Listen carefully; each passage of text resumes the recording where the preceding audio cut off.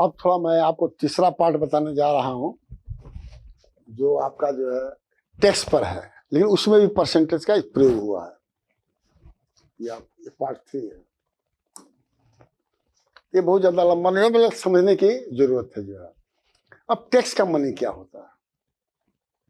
ये पहले होता था, जीएसटी बाद में होता था, उसके बारे में थोड़ा बताऊंगा। टैक्स का मतलब होता है ये गवर्नमेंट लगाती है किसी चीज के खरीदने पर, या हम लोग सर्विस करते हैं तो हम लोग भी टैक्स देते हैं। तो सरकार बताती है कि कितने सैलरी पर कितना टैक्स लगेगा, कितने सैलरी तक फ्री है। तो टैक्स का मतलब वो पैसा डायरेक्ट हम सरकार को देते हैं, ठीक है ना, इसको डायरेक्ट टैक्स बोलते हैं। और जो आपका जो है सामान बेच करके देता है वो सेल टैक्स बोलते हैं। वो इनडायरेक्ट हुआ, हम खरीदते हैं लेकिन दुकानदार हमसे लेता है, फिर दुकानदार दे, इसको इनडायरेक्ट बोलते हैं, सीधे नहीं देते हैं। तो पहले टैक्स का मतलब मैंने बता दिया कि टैक्स का मतलब होता है गवर्नमेंट चार्ज करता है कंज्यूमर से जो है। और उसमें क्या होता है, रोड बनता है, हॉस्पिटल में गवर्नमेंट पैसा करती क्या है, ये सब जैसे चावल में इस समय बहुत लोगों को चावल दाल फ्री में मिल रहा है, वो हम लोग टैक्स के पैसे से चावल सरकार दे रही है। रोड बन रहा है हम लोग टैक्स से बन रहा है, रेलवे बन हम लोग टैक्स से बन रहा है। तो एक तो ये हुआ जो है। सेल टैक्स क्या होता है कि किसी चीज को बेच खरीदते हैं हम, एक तो सैलरी पर टैक्स दिया, एक वो खरीदते हैं उस पर भी टैक्स दिया, तो डबल टैक्स देते हैं, तो उसको सेल टैक्स बोलते हैं।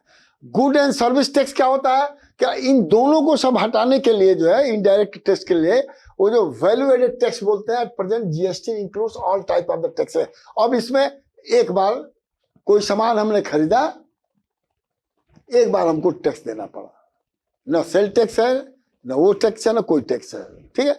तो बेसिकली ये इनडायरेक्ट टैक्स बोला जाता है। जीएसटी सबको देना है। पेट्रोल खरीदेंगे तो वो ले लेगा, लेकिन आपको पता नहीं चला वो तो रेट ये है, उसमें ऑलरेडी है टैक्स। वो सरकार को तो इनडायरेक्ट टैक्स हमसे लिया, और बीच में जैसे दलाल होते हैं ना, वो इनडायरेक्ट हो गया, जो जीएसटी उसको बोलते हैं। इसको बाद में मैं आपको और बताऊंगा जो है। अब एक आदमी 2 लाख पर ईयर पा रहा है, इनकम उसकी तनख्वाह है, अब कह रहा if he page income tax 25% on 90,000। देखिए 2,40,000 पा रहा है, लेकिन इनकम टैक्स जो है केवल जो है आपका 90,000 पर ही दे रहा है, ठीक है। Find his annual net income, tax देने के बाद कितना इनकम हुआ, his tax payment on 1 year. अब ये पर ईयर इनकम इतना है। अब step 1, income tax on 90,000 is equal to 25%। तो 22,500 रुपया वो इनकम टैक्स दिया। तो आंसर क्या होगा बी का, his tax payment on 1 year, वो आंसर बी हो गया ये, ठीक है। अब इस इनकम में से अगर टैक्स घटा दिए, एक्चुअली उसकी आमदनी इतना हुआ 2,17,500। तो ऐसे आपका जो है ये सैलरी वालों के लिए है ये।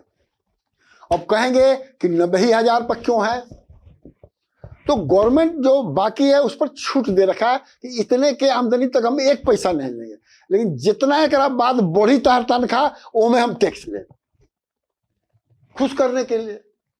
एक हर साल को घटता बढ़ता रहता है, जो आप बड़े होंगे तो समझेंगे मतलब जो है। तो इसीलिए 90,000 पर ही टैक्स ले लिया इसकी आमदनी पर। अब देखिए कास्ट ऑफ कंप्यूटर इज 38,000, खरीदने गए। A printer is 9,000। Rate of the sale tax is 7% for computer and printer. Find the cost of purchasing computer and printer. अब देखिए तो टोटल कंप्यूटर प्रिंटर कॉस्ट का दोनों को जोड़ दीजिए, 46,000 हो गया, और 46,000 में 7% निकाल लीजिए, ये हो गया आपका जो है। तो क्या होगा कि इसमें जो है इसको जोड़ दीजिए, तो टोटल आपका कॉस्ट जो है इतना हो गया। आपको इतना पैसा देना पड़ेगा, और इतना पैसा कौन देगा, वो सरकार को दे देगा। ये इनडायरेक्ट टैक्स हुआ, हमसे लिया बीच में दलाल आया, कंप्यूटर वाला आया, और कंप्यूटर वाला अब देता है कि नहीं देता, नहीं देता तो चोरी करता है, इसीलिए रेड होता है, इसीलिए पैसा बहुत कमाते हैं लोग। चोरी का तो पैसा ज्यादा दिन चलता नहीं है। अब देखिए, sale tax on refrigeration is 9%। Sale tax was, अब सेल टैक्स दे दिया है, find the actual cost, actual sale price of the computer. तो मान लीजिए एक्चुअल प्राइस एक्स है, 9% एक्स अपान इतना एक्स हो जाएगा, ठीक है। और कितना सेल टैक्स उतना है, तो सेल टैक्स इसके बराबर कर दिए, एक्स निकल जाएगा, 13,000 हो गया। आपका मतलब गुणा, का को पहले काटिए, मैं बता दिया, का को पहले काटिए, ता पीछे भाग, गुणा करो धन जोड़ के इनको, जिसको बदमाश कहते हैं अंग्रेजी में, वो छोड़िए, वो सब लंबा चौड़ा कहानी है। अब देखिए, अब सेलिंग प्राइस यहाँ पे कुकिंग रेंज इतना, find original price if GST 6%, तो 6% के जीएसटी इतना हो गया, ठीक है।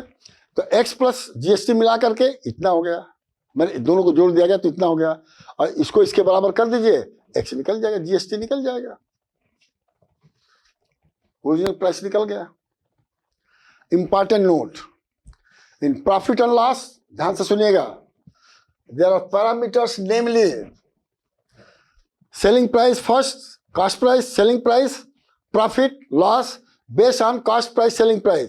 If 2 parameters out of 3 is known, तो थर्ड आपको बड़े आराम से निकाल सकते हैं। और जीएसटी का डिफिनेशन मैंने यहां पर दे दिया है कि it is one time tax on purchase of any item, एक ही बार टैक्स उसमें देना पड़ेगा, और आपके रसीद में वो लिखा रहता है कि जीएसटी इतना % है, और तब टोटल आपसे देता है। तो जीएसटी हमसे वो दुकानदार लेता है, और दुकानदार सरकार को नहीं पेमेंट करेगा, वो चोरी माना जाएगा। ये ध्यान रखिएगा, ये इस चीज को ध्यान में रखिएगा। और GST is directly given to the government to develop infrastructure, जैसे मैंने बता चुका हूं, ठीक है ना।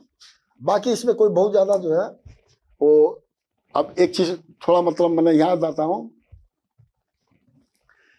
हमेशा जीएसटी हो, टैक्स हो, कोई भी चीज हो, हमेशा परसेंटेज में ही मतलब दिया जाता है। अब percentage is different on different items, मैंने पेट्रोल पर अलग जीएसटी होगा, आइसक्रीम पर अलग होगा, फूड आइटम पर अलग होगा, कंप्यूटर पर अलग अलग होता है, ध्यान रखिएगा। There is no GST on agricultural product, जैसे मैंने बताया गेहूं चावल पर जीएसटी नहीं होता है, वो किसान को फ्री में देता है, वो इनकम टैक्स और कोई टैक्स नहीं देते हैं जो है। और जैसे मानते हैं कि कोई साइकिल आपने 10,000 पर खरीदा और जीएसटी अगर 5% है, तो 5% जीएसटी इतना हो गया, टोटल कॉस्ट इतना हो गया। तो इस समय अब सेल टैक्स, इनकम टैक्स, पता नहीं 50 तरह के पहले कुल टेस्ट होता था, एक्साइज ड्यूटी, दिस, वो सब खत्म हो करके आपका जीएसटी पर इसमें प्रेजेंट में आ गया है।